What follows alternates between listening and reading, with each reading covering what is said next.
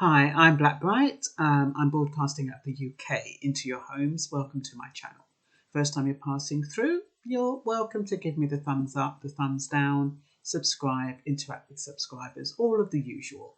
I wanted to talk a little bit today about trust and how lack of trust in our home life and in the wider environment impacts on us and how it has affected these protests. I mean, somebody might not even associate trust with the protests, but when an individual feels betrayed, whether it's by a spouse or an employer or a colleague or the government, you get a reaction. And I think what has happened with the protests is that the feeling of betrayal has just got so much, and reminders of betrayal in the sense that human rights have been violated, in the sense that people who are in jail may not need to be there, people unlawfully in detention centres, racial profiling. All of these things kind of make an individual feel betrayed. Now, you might say, okay, they're not the only ones who feel betrayed. We feel betrayed. We've lost our jobs. We haven't got, we can't pay our mortgage. We've been furloughed. We have to go on benefits. All of this, we feel betrayed by the system. But I'm trying to I'm not negating that. I'm just trying to bring it all under one umbrella so that people can understand why these situations escalate. I think the fact that it's being ignored or it's being dealt with in an inappropriate way. I think number one, I don't know if there is a list of what the protesters want in the UK. I know in the USA that the government has actually been proactive and put in a lot of corrective measures. I haven't seen any proactive corrective measures in the UK. I was thinking, they were talking about the statue of Cecil Rhodes and what it represents. I think there should be a list. I don't know if there is one. But I think that because there is this feeling of betrayal, because human rights have been violated, and it's like a history of discrimination and unfair treatment, I think that if you're protesting, you must have a resolve. You must have something that the government knows what you're expecting them to do. Now, people can say, look, we keep on asking them to do this. We ask them to do that, and they just ignore us, which is another form of betrayal. Now, it's not only just BAMEs who are under scrutiny. It's a lot of the community. I mean, people could be saying, I feel betrayed because I've lost my job. I feel betrayed because I'm nearly losing my home. I'm feeling betrayed because of the lockdown and what it's done to my stability and how I need to go and benefit. I feel betrayed by the government, and I get it. And maybe a lot of people who feel betrayed by the government are those who have all got together and are protesting under the guise of George Floyd, but it's actually they're protesting just because they feel betrayed by the system and by the government. So that is why there's such a multinational, a conglomeration of so many races protesting. I don't think it has just got to do with George Floyd. I think there's a lot of people out there with grievances about how they feel they've been treated by the government. And so going back to the protests, because that is what is happening around the world. And all of those protests have one theme in common: injustice. That is the main theme that permeates all of the protests. The feeling that people have been treated unjustly, not being recognized as human beings, not being recognized as individuals, not being respected for their contributions, and not being respected for being human. I mean, this hierarchy that some of these people have that makes them feel as though they're better than another is what is causing the problem. And to make it so obvious that there's this delineation line that says you should be over here and we should be over here, and therefore we're going to treat you in a way where you feel less than. That is the problem. Anyway, I need to go through this. Okay, so what do we want? What do I think the protests should be asking for on their list? Number one, they should be advocating against police violence and racial profiling. There should be a new SOP, standard operating procedures, for police officers.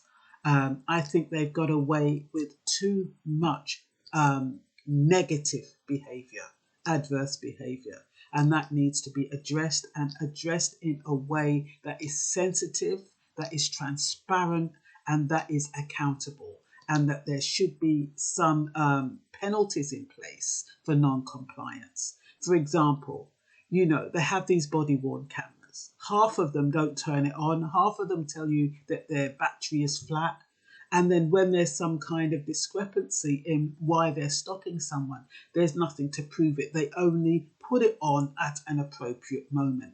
There should be a system in place where these police officers are either suspended, or there has to be some kind of consequence for not behaving in the way that you are meant to behave as a professional. Also, those police officers and anybody else who abuse their power just because they can need to be accountable. And I think these kind of things should be in the list that protesters are putting forward. I think, when we think about the Windrush generation, when they came over, there was no requirement for proof that you lived in the country. Then all of a sudden, 40 years, 50 years later, they're being asked for proof. Those kind of things are unfair and unjust. There should be a blanket payment for all of those people whose lives have been jeopardized because of the hostile environment policy that was put in through lack of knowledge of how people came into the country and why they're here. So that would need to be addressed, because that is another example where people feel betrayed. And you've got people from the EU feeling in the same way. So this isn't only a colour thing. This could affect people who want to settle in the UK in exactly the same way it affected the Windrush. So it's about that sense that, something isn't quite right, that the government are not being transparent, that the government are lying to us. And we need to trust the government because they have the power to decide over our lives. And the same way, if your wife or your spouse lies to you, or you do not feel comfortable opening up, or you do not feel comfortable speaking your truth in a situation, or you feel as though your partner is not being transparent, and you have that sense inside that makes you feel uncomfortable and uneasy, that's the same way it perpetuates when you're dealing with the government, but it's worse because the consequences, at least if worse comes to the worst, you can walk away from your spouse or your partner. You can't do that with the government. So we do not feel safe. And I think when you're thinking about protests, it's because people just want to feel safe. They want to know that if they're stopped by the police, that they feel safe. It's weird because the other day, the police knocked on my door and they were asking about a neighbour. And it's the feeling of dread. When you see a police officer, I've got nothing to fear. But there is something about police officers that make you feel as though they're not going to treat you fairly. And it's because of those police officers that don't treat people fairly. The police officer happened to be a very nice person. You know, once I get, you know, I gave them the information what I knew, and very, very nice. But that's not the point. It's when you open up the door and you see them, how it makes you feel. And it makes you feel that way because lack of trust. And the one bad apple that spoils the whole basket. And it's a shame, and we need to rebuild that trust. And how we can only rebuild that trust through communication, transparency, and fair laws and legislations. You can't keep changing legislations at whim that disadvantage one aspect of the community and advantages another. You can't keep changing legislation and not telling people about it and leaving it for lawyers or interested persons to find out about it. And people are going about their merry way, not realising that laws have been changed. It needs to be on mainstream media when you change the law. When you're talking about, oh, people can sleep together, oh, that makes front page news. What difference does that make? We want to know when laws change that affect our stability in the country, that affect what we do to prevent ourselves from getting into trouble. That's what we need. We don't need to find out afterwards, and then they have the audacity to say ignorance of the law is no excuse when you keep it so under wraps that nobody knows about it. So those are the kind of things that we need to get to build our trust. And like I said, when you're dealing with relationships, it's the same thing. We want honesty. We want openness. We don't want, you have thoughts in your head and the partner is supposed to know what you're thinking. And then you build up resentment because you don't know what that partner is thinking, or that partner is you're supposed to know what that partner is thinking. And, there's no transparency. Nobody knows what that partner is thinking. And then people start imagining things. And that is why conspiracy theories come about. Because when you're not open and you're not honest, people have conspiracy theories about what's going on. What else? Ambiguous statements from politicians, omissions, lack of transparency, what I've said. I've also said about the legislation changes, need to be informed about that. And then I want to know, what do they want? What do the protesters want?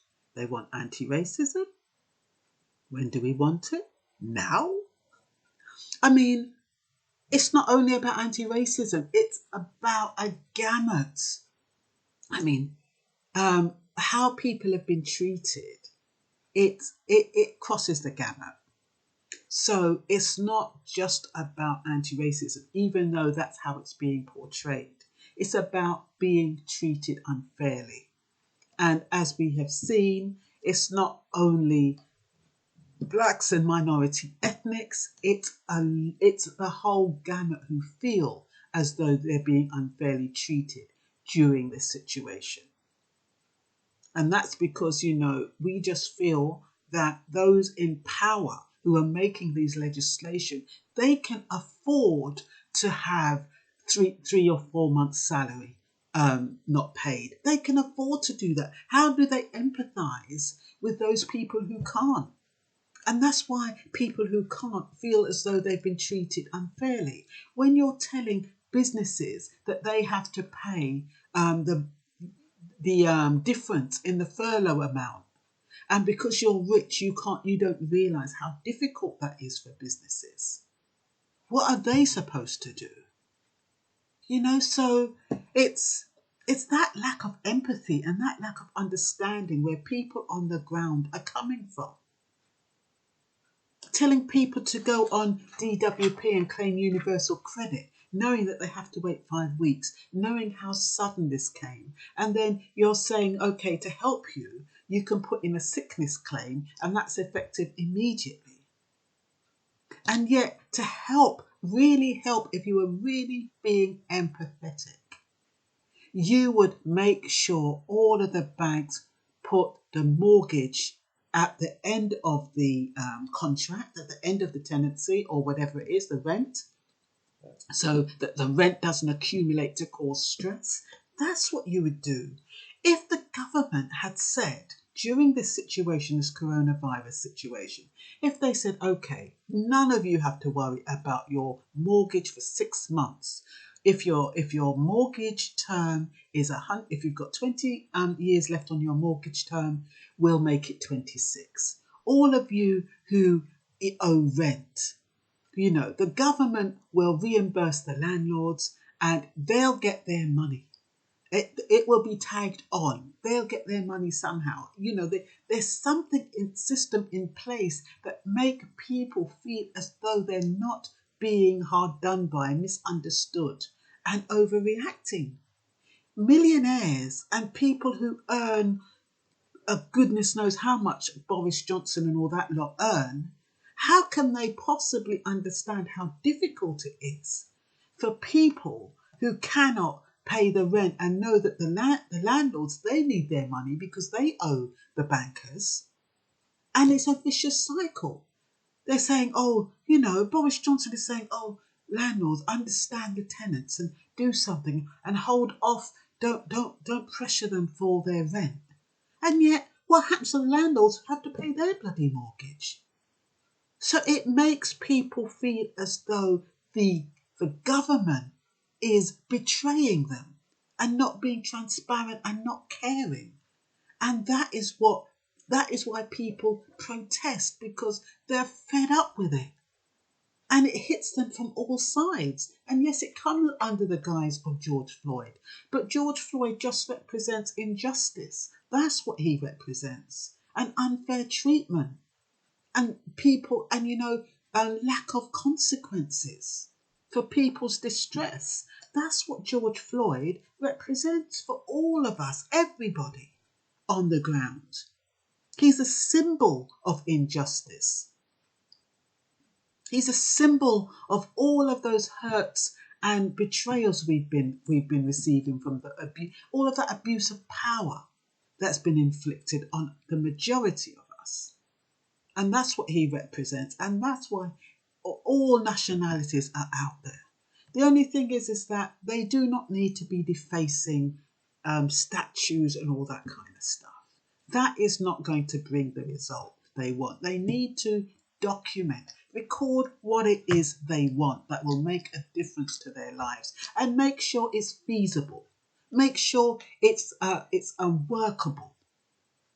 Make sure it can happen within a certain time frame. Because it's no point putting down something that's not achievable. It needs to be realistic. So you have it down in a record what can be achievable and have a suggestion of how it can be achieved. If the police are violent, then find out what can be put in place to address the violence. If they're racial profiling, what kinds of training can be put in place to help them with their unconscious bias? If it's racism, what is it about Black people and ethnic minorities that makes them racist, apart from indoctrination, programming, fear, anger, resentment? And how can those things be addressed?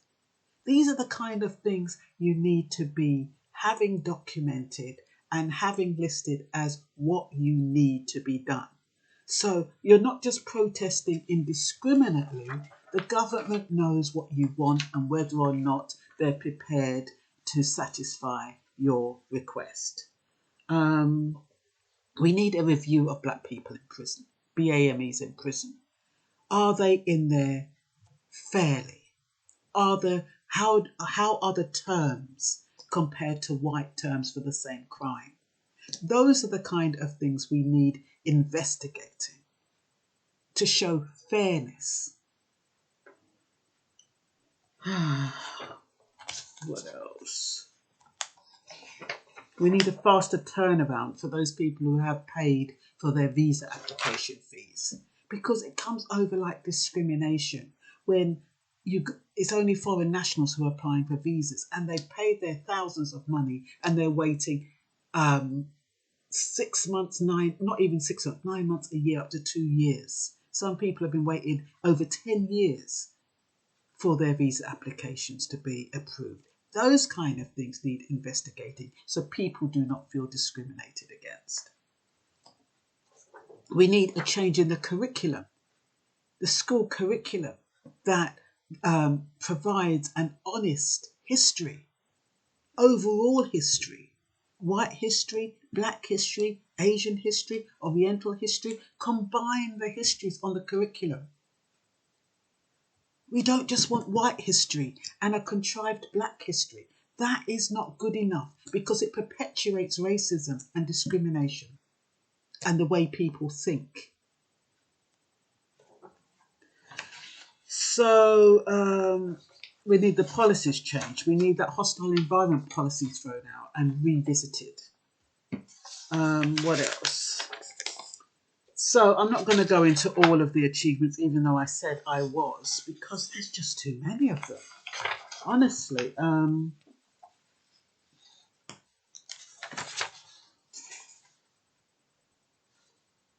Oh, they've got a street in front of the White House. It's been renamed Black Lives Matter Plaza. Military forces begin to withdraw from District of Columbia in America. Defense Secretary Mark Esper said he will oppose Trump's threats to deploy federal troops to stop the protesters across the United States. That's fantastic. James Miller resigned from his role in the Defense Advisory Board at the Pentagon in response to the Secretary of Defense's support of LEOs. I'm not quite sure what that is, clearing out the White House protesters with tear gas so Trump could take a publicity photo. What? Monuments celebrating Confederates are removed in cities in Virginia, Alabama, and other states. Yeah, there is quite a lot of stuff. Police brutality captured on cameras leads to near immediate suspension and firings of officers in several cities. Yeah, because that is enough evidence. Why are you waiting for any other evidence than that? So, yeah, there has been changes globally. Protests against racial inequality sparked by police killing of George Floyd are taking place all over the world. Rallies and memorials have been held in cities across Europe, as well as Mexico, Canada, Brazil, Australia, and New Zealand. As the US contends with its second week of protests, issues of racism, police brutality, and oppression have been brought to light across the globe. People all over the world understand that their own fights for human rights, for equality and fairness will become so much more difficult to win if we are going to lose America as the place where I have a dream is real and universal political program, Wolfgang Ischinger, a former German ambassador to the US, told the New Yorker. In France, protesters marched holding signs that said "I can't breathe" to signify both the words of Floyd and the last words of Adama Traore, a 24-year-old black man who was subdued by police officers and gasped the sentence before he died outside Paris in 2016. Cities across Europe have come together after the death of George Floyd. In Amsterdam, an estimated 10,000 people filled the Dam Square on Monday, holding signs and shouting popular chants like Black Lives Matter and No Justice, No Peace. In Germany, people gathered in multiple locations throughout Berlin to demand justice for Floyd and fight against police brutality.